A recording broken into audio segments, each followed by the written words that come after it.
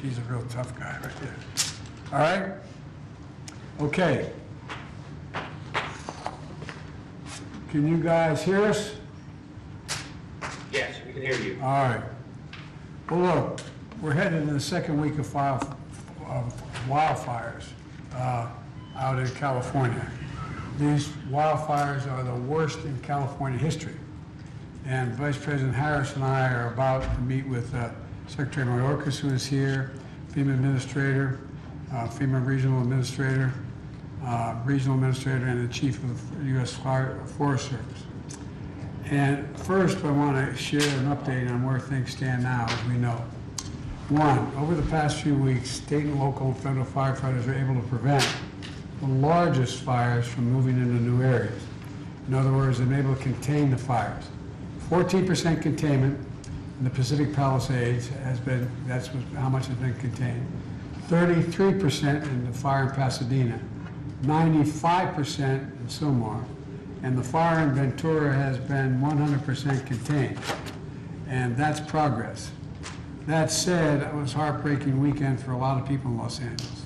Ash was raining down like snow. Homes burned to the ground. Thousands of those homes are gone. And we learned we lost more of our fellow Americans. So let's say again to the people of Los Angeles, we're with you. We're with you. And you know, although the federal government is going to cover 100% of the cost for the next 180 days for things like firefighter overtime pay, debris removal, temporary shelters, it's going to cost tens of billions of dollars to get Los Angeles back to where it was. So we're going to need Congress to step up to provide funding to get this done. And we're going to get that done, God willing. Over the next few days, we're expecting strong wind gusts that could move, more fires, more fuel for fires. And I'm continuing to direct the federal government to do everything possible, everything it possibly can to help California. I've sent equipment to Los Angeles, including helicopters, tanker planes, and fire engines. And our allies from Canada and Mexico have sent 130 firefighters and emergency responders, as the team knows. I've asked Bob Fenton of FEMA who helped Hawaii after the Maui fires, to take the lead in coordinating the federal support and debris recovery and removal in Los Angeles. And the first step of that is coordinating between FEMA, EPA, and the Army Corps of Engineers to remove the hazardous debris before you can get in and remove it all. And that hazardous debris includes things like propane tanks, electric vehicles, battery walls. Then the monumental task of removing the rest of that debris can begin, but it's a monumental task. And I've activated 500 Marines from the base in Pendleton to stand by to help in search and rescue, airlift support, and food and water distribution. And I want to be clear, we're not waiting until those fires are over to start helping the victims. We're getting them help right now, as you all know. People impacted by these fires are going to receive one-time payment of $770, one-time payment, so they can quickly purchase things like water, baby formula, and prescriptions. So far, nearly 6,000 survivors have registered to do just that, and $5.1 million has gone out. And I encourage everyone who has been impacted to get assistance. Go to disasterassistance.gov or call 1-800-621-3362. Let me repeat that number. 1-800-621-3362. Before I turn this over to Vice President Harris, let me say again to all the incredible firefighters and first responders, thank you, thank you, thank you. Los Angeles is a city of angels, and you're now the angels, all of you. You're the angels literally saving people's lives, and we owe you. And we owe your families who are also in harm's way, and you're still going out and doing your job. So the people of Los Angeles, thank you for sticking together, for helping one another through an unimaginable loss, and I want you to know, and I mean this, I want you to know we have no higher priority than the safety of you folks in Los Angeles. We're going to keep doing everything possible to help you get through this. And Vice President Harris, I now turn it over to you. Thank you, Mr. President. So what is happening in Los Angeles is truly heartbreaking, and there's an extraordinary amount of trauma that so many people are experiencing through loss of life, loss of their homes, loss of normalcy. And what I would ask is that on this day 7 of the fires, in the midst of the extraordinary exhaustion that everyone is feeling on so many levels, that we stay vigilant. The next 48 hours, as we will hear, are very critical. The winds are going to pick up with wind gusts that may reach as much as 70 miles per hour.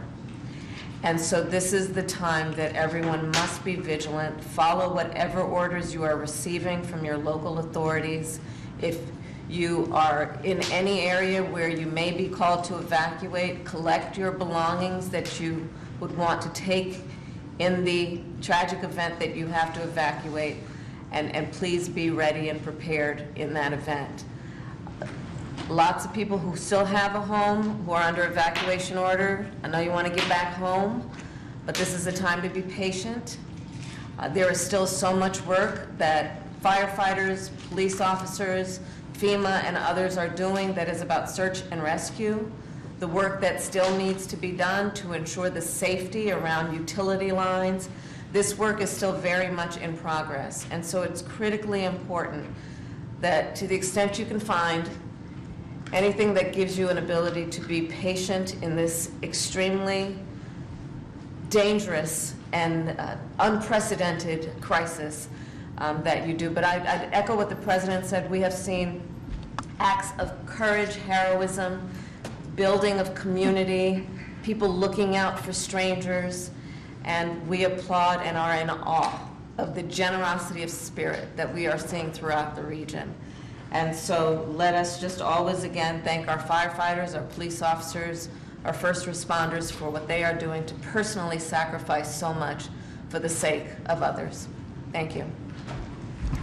Thank you, Madam Vice President. We'll now go to the U.S. Forest Service Chief Randy Moore, who's out in Los Angeles. Chief Moore, over to you. Thank you, Mr. President, Madam Vice President. The situation remains very dynamic with immediate threats to life and safety. One important thing to name is that unlike what we normally would think of with wildland fires, where they're often on the landscape for weeks, these incidents are urban conflagrations, whereas once the winds are over and if containment continues to increase, we would expect these incidents to move rapidly from fire suppression to recovery. Now, in terms of the weather, we're expecting a period of elevated to critical fire weather risk through Wednesday, as the Vice President had indicated, and we're expected to have red flag warnings in effect with strong gusty winds, low humidity, and very dry vegetation for much of Los Angeles, Ventura, and neighboring counties. We're also expecting to have moderate Santa Ana winds, which begins today, later today, through Wednesday. And as the Vice President had indicated, we're looking at frequent winds of about 20 to 30 miles per hour, but gusting anywhere from 50 to 70 miles per hour are very likely. Right now, our biggest concern is new starts. And with this wind event or new growth on the Palisades or Eaton fires, these are high possibilities. So our personnel are working really hard to strengthen the existing containment lines. And also from Monday through Wednesday, we're looking to have minimum relative humidities, which is expected to remain in the upper single digits, somewhere around 20%. So what that's basically saying is that the vegetation will continue to stay dry. And by Friday, we expect several degrees of cooling and a large increase in humidity Friday into Saturday. So this is the good news on the back end of that wind. In terms of fire activity, so the Forest Service remains in unified command on the Eaton fire. The Lydia fire is no longer active, and the Hearst fire is no longer in unified command, as threats are minimal on those two fires. Now, regarding the Eaton's fire, it's holding at about 14,000 acres. Containment has grown yesterday at 27% to 33% today, and there's no new growth, which is the good news. However, firefighters are reinforcing that perimeter, and we'll have to hold that under these challenging conditions through Wednesday. We're looking at nearly 40,000 structures remain threatened, and earlier remote sensing is reporting a number of structures have been destroyed. And we are in the process of doing damage assessments by ground truthing to see what we think that we're seeing from the air. There's 8 confirmed civilian fatalities as a result of this fire, and as of yesterday, there were 50 crews, 375 engines, 16 helicopters, and over 3,400 personnel that was assigned to this fire. The Hearst fire is 95% contained, spread is minimal, and it has calmed down, and the repopulation started yesterday. We still have about 100 firefighters out there doing what we call mop-up duties. That's where they see smoke to put the fire completely out. So we'll continue to patrol the area and do mop-up activities. We continue to support the Palisades fire. We're having moderate fire behavior that persists. We currently have about 23,700 acres that are burned, and the fire is about 18% contained as we speak. There's also 2 confirmed civilian fatalities on that fire as well. We currently have about 115 crews, 540 engines, 44 helicopters, and 5,123 personnel that are assigned to this fire. To date, we're successfully filling resource requests for both initial attack and incident support. And as of this morning, there's about 9,000 firefighters that are assigned to these large fires that we're talking about here. Now, this does not include the many who's assigned to their home units or pre-positioned to their different units to provide initial attack on new starts.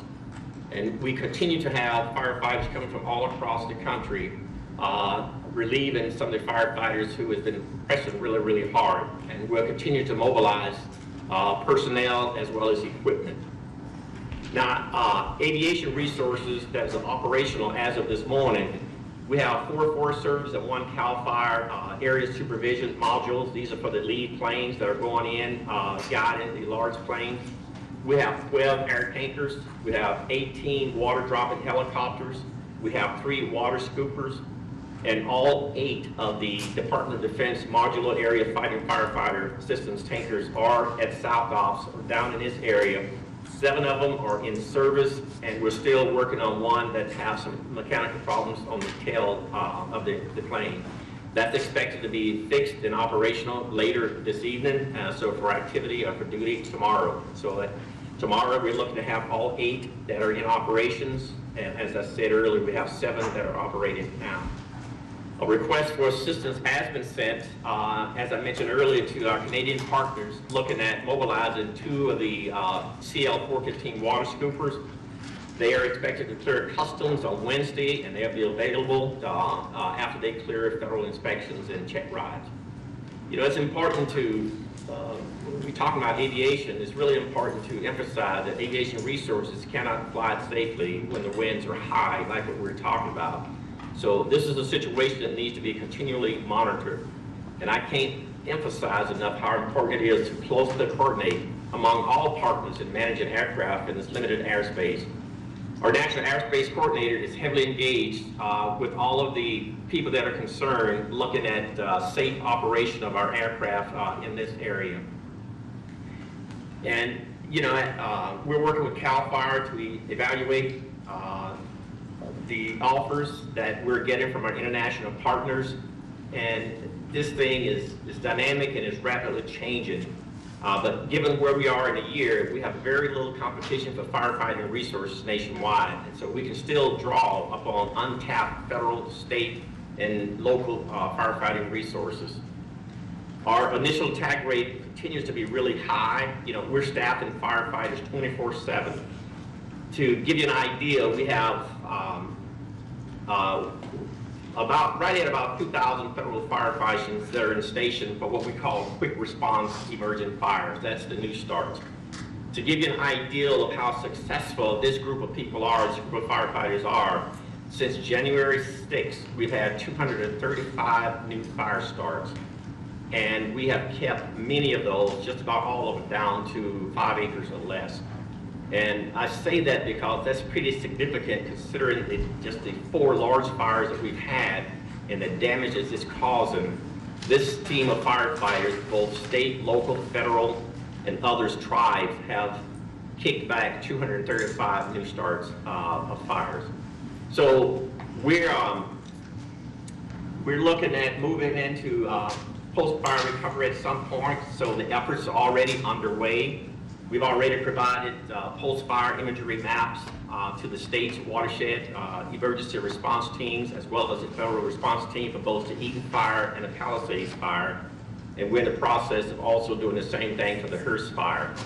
Now, these post-fire images that we are providing, they're basically soil burn severity, which a team uses to produce a soil burn severity map. So we can look at the type of reclamation activity that need to take place after the fire. The Forest Service is also coordinating with our fellow USDA agencies, including Rural Development, Farm Service Agency, and Natural Resources Conservation Service, to provide an integrated effort for long-term recovery needs. And our research department is also working with the City of Los Angeles and other water providers to provide some ash contamination modeling for water users. So we're likely to have boots on the ground of these teams by Thursday morning after the red flag incident subsides. End of report. Randy, is there any more support the federal government can be providing support to the firefighters doing this heroic work? Anything else we could do?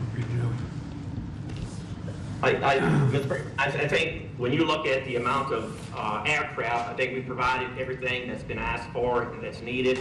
In terms of firefighters, we have what we call UTFs that's unable to fill. We don't have any unable to fill positions that have been requested to date. Thank you. Madam Vice President?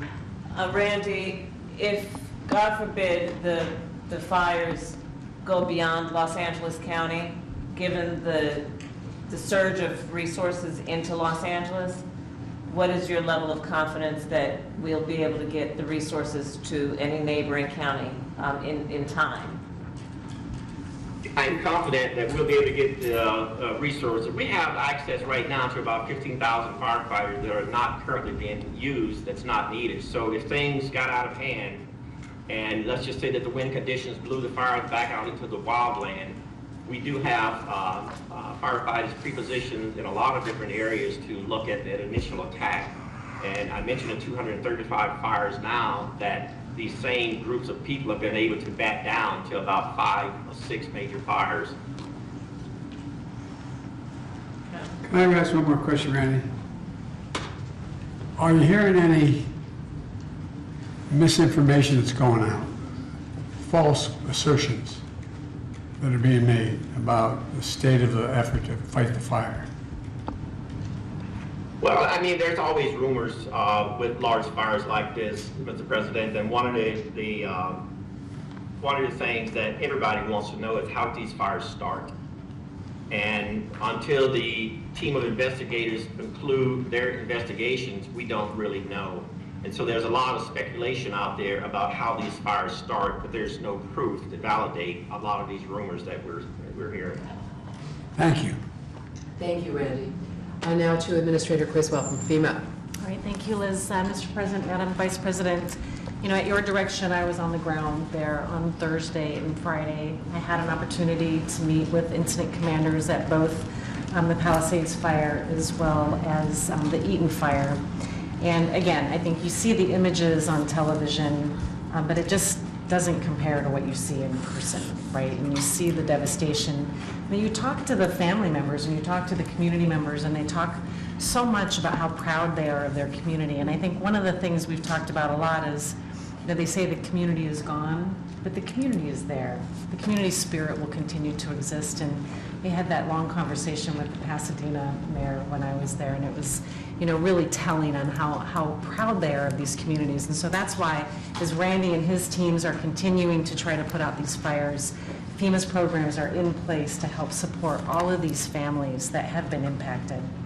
I think right now we have about 8 shelters that are still open. The shelter numbers have been remaining at about 700 to 800, you know, day over day.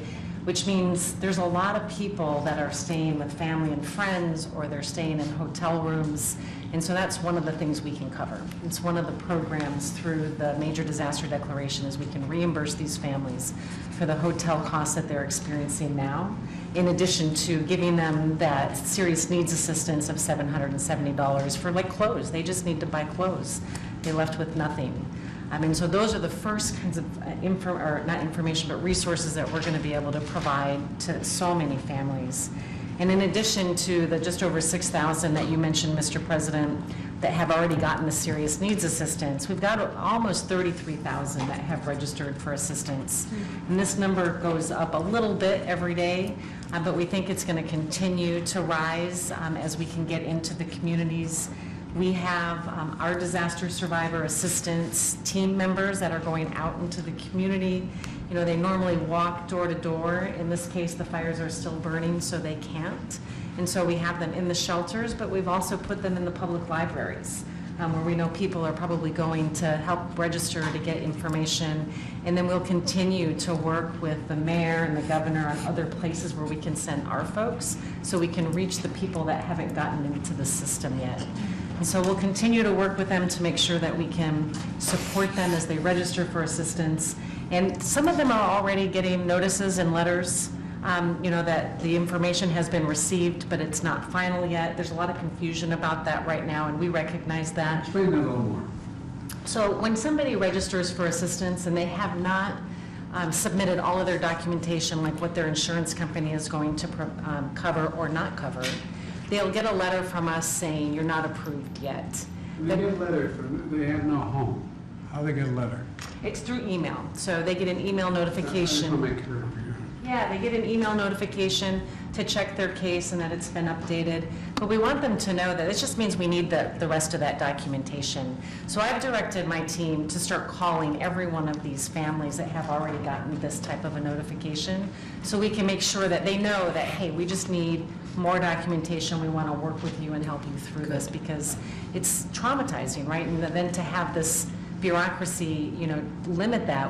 I'm trying to take away the bureaucracy at your direction. That's how much can I get rid of? This is one of the things we're going to do, is add that personal touch and call all of these families that have already received this notice, so we can get them the assistance that they're eligible for and help them upload the documentation that they might need. You hear reported by the press that there's misinformation being put out there from some sources, or even people identifying themselves and going on the air saying such and such.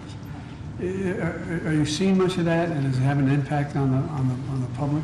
We are seeing some of that, similar to what we saw in North Carolina after Hurricanes Helene, Hurricane Milton. We even saw somebody put out a way to spread a message through phones that said FEMA's going to provide 3 years of coverage for hotel rooms, which was completely false and not sent by us.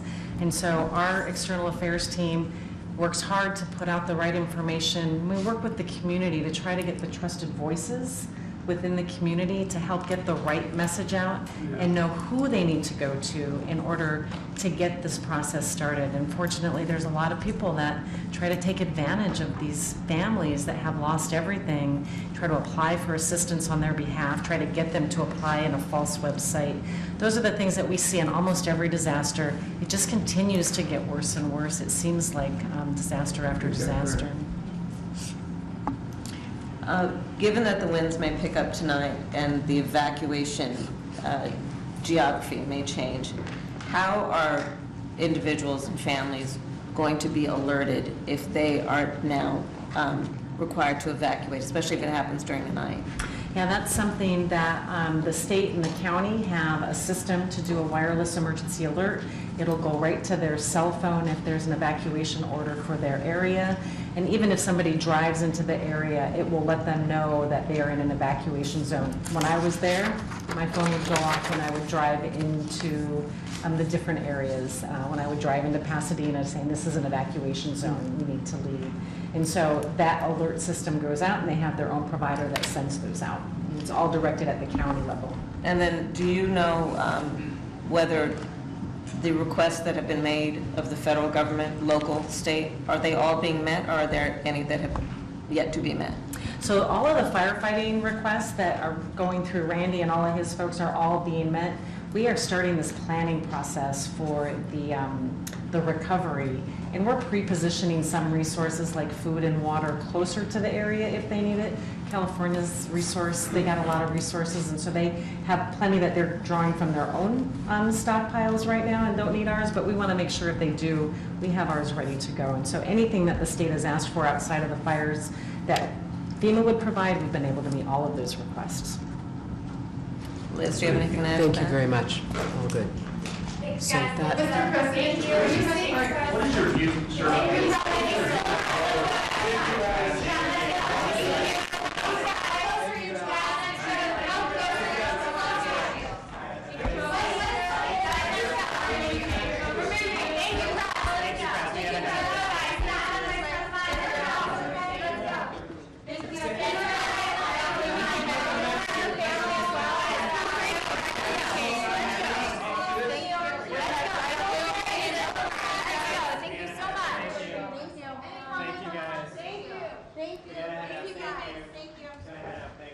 He wants to talk to us.